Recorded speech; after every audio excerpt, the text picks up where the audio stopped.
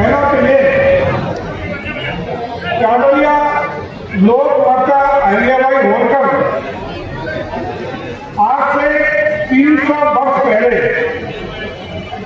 एक राज्य की शासक थी। 300 वर्ष पहले क्या हालात थे पूरे देश के, क्या उस समय के शासन व्यवस्थाओं की स्थितियां थी कि जिन लोगों ने इतिहास पढ़ा होगा उनको भली बात ज्ञात होगा। 300 साल पहले हिंदुस्तान छोटे छोटे परिवारों में बटा हुआ था और यही नहीं, उस समय बोलबाला था आक्रामकता का, बोलबाला था मुगल शासकों का। और ऐसे विपरीत हालत में जो उस समय सनातन पर पूरी तरह चारों तरफ से हमले हो रहे थे, हमारी परंपराओं को, हमारी विरासतों को, हमारे पुरखों की संस्कारों को पूरी तरह नष्ट भ्रष्ट करने का काम किया जा रहा है।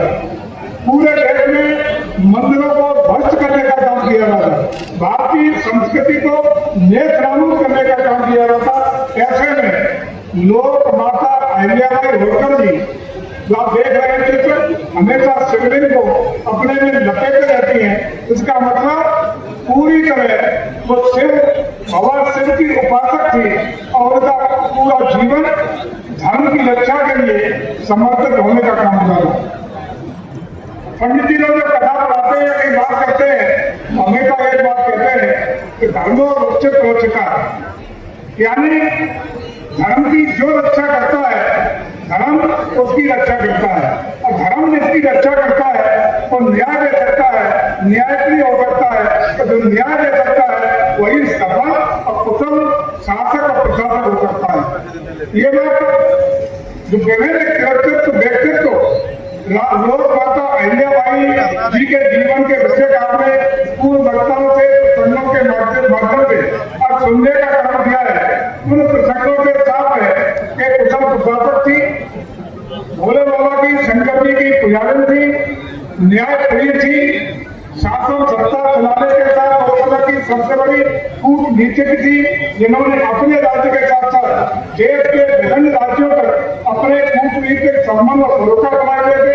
और ऐसी शासक, ऐसी महारानी जिन्होंने न सिर्फ अपने राज्य में बल्कि सनातन की रक्षा के लिए, अपनी संस्कृति, अपनी धरोहरों को बचाने के लिए न सिर्फ अपने राज्य में बल्कि पूरे संपूर्ण राज्य में उस समय अविभाजित भारत था, पूर्व से पश्चिम तक, उत्तर से दक्षिण तक सभी सांस्कृतिक धरोहरों को और धार्मिक स्थलों को जीर्णोद्धार कराने का काम, पुनरुद्धार कराने का काम आदरणीय लोक माता अहिल्याबाई जी ने किया था। इसका मतलब साफ है कि उनकी पूरी धारा अपनी संस्कृति को बचाते हुए हिंदुस्तान को एक नई ऊर्जा देने का काम कर रही थी। लेकिन आज हमारी सरकार, हमारी पार्टी, हमारी राष्ट्रीय नेतृत्व के द्वारा क्यों आखिरकार 300वीं उनकी जन्म जयंती कार्यक्रम पर यह संदेश आपको देने का काम करना पड़ा। इसका मतलब साफ है कि उस समय हम अपनी संस्कृति को, अपनी परंपराओं को, अपने आदर्शों को, अपने जीवन मूल्यों को बचाने का काम नहीं कर रहे थे, अपनी पुरखों की विरासत को महत्वपूर्ण करने का काम कर रहे थे। अपने धरोहरों को बचाने का काम लोक माता जी कर रही थी। वही काम तो मोदी जी और योगी जी कर रहे हैं, वही काम आज हम कर रहे हैं। और आप सब जानते हैं कि हम कहते हैं, पूर्व में से सुना है, क्या भी कहता है कि भारत सोने की चिड़िया था। कब था? जब भारत सनातन संस्कृति को मानता था। और सोने की चिड़िया था, इसका मतलब विश्व का सबसे संपन्न राज्य था, विश्व में धन का पूंजी थी। और आज हम कह सकते हैं वही सनातन संस्कृति का परिणाम है कि आज हमारी सरकार मोदी जी और योगी जी के नेतृत्व में वही संस्कार, वही पद्धति, वही संस्कृति अपनाने का काम कर रही है। तो आज जब मोदी जी ने सत्ता संभाली थी तो विश्व की 11वीं अर्थव्यवस्था हिंदुस्तान था। और आज बेहद खुशी की बात है, हमको स्वागत करना चाहिए कि विश्व की चौथी सबसे बड़ी अर्थव्यवस्था भारत बना है। ये सब समझ हुआ है जब भारत उन्हीं परंपरा आदर्श मूल्यों को समझने का काम कर रहा है। जिस तरीके से आज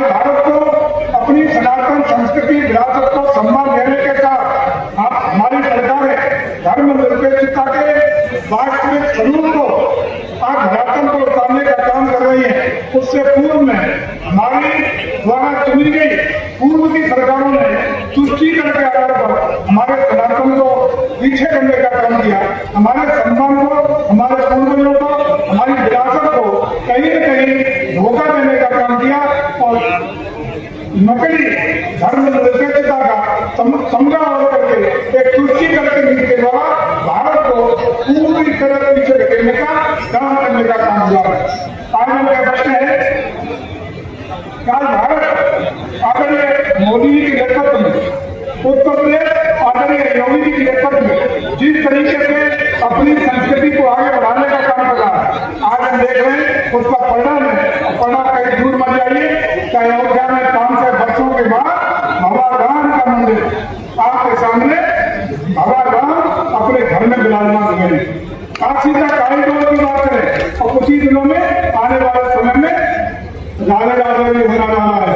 हम मथुरा की बात करें, अरे दूर मत जाइए, बगल में तो बटेश्वर है, आपके बगल में है।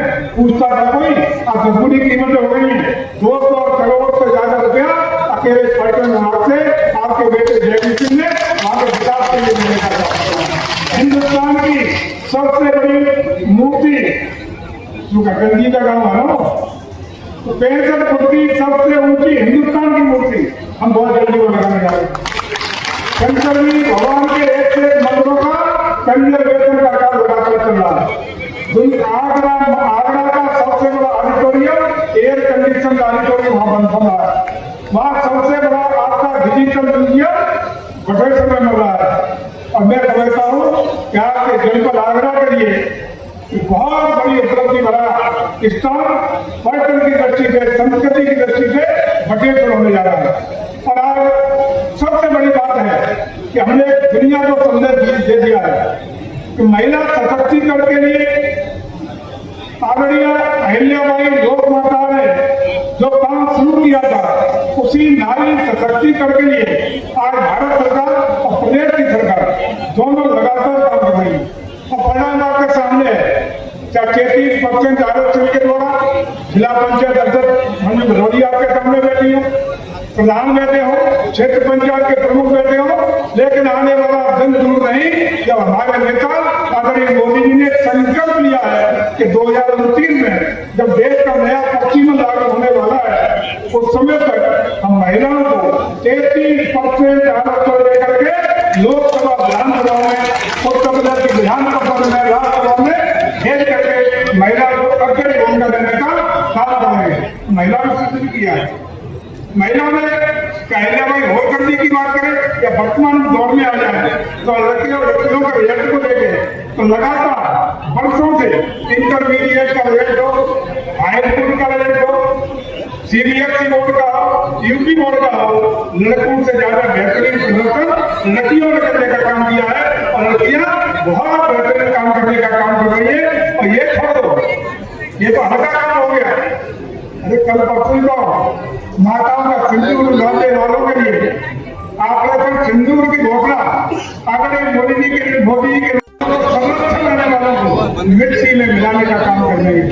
हमेशा भारत ने संदेश दिया है, भारत ने पूरा एक संदेश दिया है कि हम किसी को छेड़ते नहीं है, अगर कोई छेड़ता है तो उसे छोड़ देने के लिए ये भारत का संदेश है।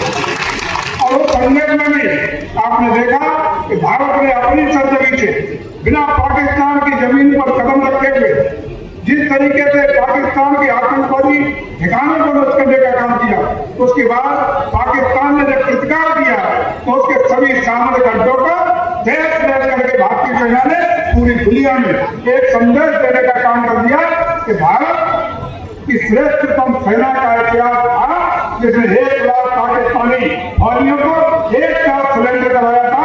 आज वही शक्ति, वही ताकत अपने आधुनिक हथियारों के साथ भारत के साथ है, भारत के पास है और दुनिया की सर्वश्रेष्ठ सेना कोई हो सकती है तो भारत हो सकता है। और तकनीक के मामले में भी भारत ने ऑपरेशन सिंदूर के द्वारा एक संदेश देने का काम कर दिया है कि हम किसी विदेशी विमानों के, विदेशी प्रक्षेपणास्त्रों के ज्यादा मोहताज नहीं है। भारत अपनी तकनीक के आधार पर, स्वदेशी तकनीक के आधार पर मेक इन इंडिया का नारा जो मोदी जी ने दिया है, उसके द्वारा बनाए हुए हथियारों के द्वारा दुनिया को जब चाहेंगे, जिस दिन चाहेंगे, बिना किसी देश की मदद के, जो कितना ही बड़ा शक्तिशाली देश जो हम पर अटैक करेगा उसको नेक नाबूद करने की हैसियत भारत रखता है, तो सिद्ध करने का काम कर दिया है।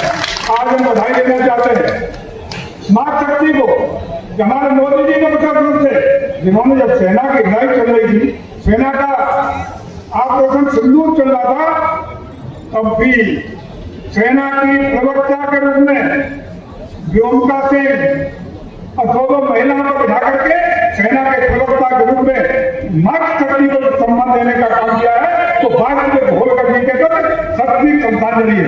और आज कहना चाहते हैं क्या महिला सशक्तिकरण की बात हो, महिला को आगे बढ़ाने की बात हो, जितनी भी योजना भारत सरकार की, जितनी भी योजना केंद्र सरकार की चल रही है, सारी योजनाओं में सीट प्राथमिकता, सीट वरीयता हर क्षेत्र में महिलाओं को देने का काम हम कर रहे हैं। महिला सशक्तिकरण को लेकर के हम अहिल्याबाई होलकर जी के सपने का भारत बनाना चाहते हैं।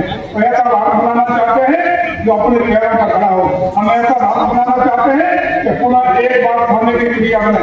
हम ऐसा भारत बनाना चाहते हैं कि विश्व का विकासशील भारत से ऊपर उठ करके विकसित भारत बनाने का सपना पूरा करें। हम ऐसा भारत बनाना चाहते हैं जो विश्व को लीड करे, विश्व का गुरु बने, विश्व में सोने की चिड़िया बने, और कहीं देश भारत हो। और वो कब पूरा होगा? वो तब पूरा होगा तो भारत में रहने वाला हर भारतवासी, एक एक व्यक्ति वो किसी राज्य पर हो, गांव का मजदूर हो, गांव का किसान हो, राजनेता हो, सामाजिक कार्यकर्ता हो, अब अधिकारी हो, कर्मचारी हो, सेना का सिपाही हो, या वैज्ञानिक हो, या राजनेता हो, जिस दिन ईमानदारी के साथ, पूरी निष्ठा के साथ, इस भावना के साथ कि राष्ट्र प्रथम, नेशन फर्स्ट की भावना के साथ अपने दायित्व का निर्वहन पूरी ईमानदारी और निष्ठा के साथ शुरू कर देगा, दुनिया की कोई ताकत भारत को अपने लक्ष्य में, जो लक्ष्य आदरणीय मोदी ने दिया है कि हम 2047 तक इस मुकाम को हासिल करेंगे, मैं तो लगता है उससे पहले ही हासिल हो जाएगा। अभी हम 5वीं अर्थव्यवस्था थे, अभी 2 दिन पहले एक पायदान ऊपर चढ़े गए। हम 47 तक का लक्ष्य था, लेकिन हमें लगता है उससे पहले ही हम लक्ष्य को पूरा करेंगे। तो लक्ष्य को पूरा करने में एक एक व्यक्ति का योगदान चाहिए, क्योंकि भारत के पास अपार संपदा है, भगवान की कृपा है, ईश्वर का आशीर्वाद है, प्राकृतिक संसाधन है, बुद्धि है, विवेक है, ईमानदारी है, निष्ठा है और राष्ट्र के प्रति समर्पण है।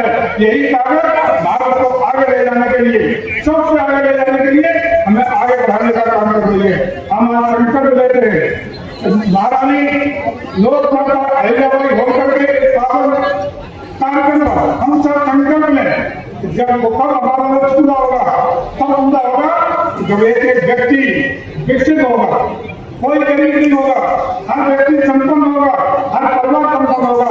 जब व्यक्ति से परिवार बनता है, परिवार से समाज बनता है, और समाज से जिला, प्रदेश और देश बना करते हैं। इसलिए हमारा लक्ष्य है कि उत्तर प्रदेश में आदरणीय योगी जी ने संकल्प लिया है कि अगले 5 साल में कोई भी व्यक्ति बिना छटके न रहे, बिना संसाधन, मूलभूत संसाधन, सड़क, शिक्षा, बिजली, पानी और स्वास्थ्य की व्यवस्था से वंचित न रहे। इसी लक्ष्य से आगे बढ़ रहे हैं। जब व्यक्ति विकसित होगा, परिवार विकसित होगा, तो आगरा विकसित होगा, आगरा विकसित होगा तो उत्तर प्रदेश विकसित होगा, उत्तर प्रदेश विकसित होगा तो भारत विकसित होगा।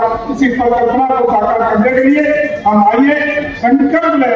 महारानी अहिल्याबाई होलकर जो हमारी राजमाता है, लोक माता है, उनके सपने को साकार करने के लिए अपने पुरखों के बताए हुए नीतियां डालकर धरोहरों को संपन्न करने का, धरोहरों को संबंधित करने का, अपनी विरासत को सम्मान देने का काम करते हुए अपनी मूल संस्कृति, मूल धरोहर, मूल जो हमारी रहन सहन, वातावरण, खाना पीना है, उसके साथ आगे बढ़े और हिंदुस्तान को पुनः एक बार सोने की क्रिया बनाने का काम करें। इतनी सी बात कह रहे थे, बहुत लंबा समय हो गया।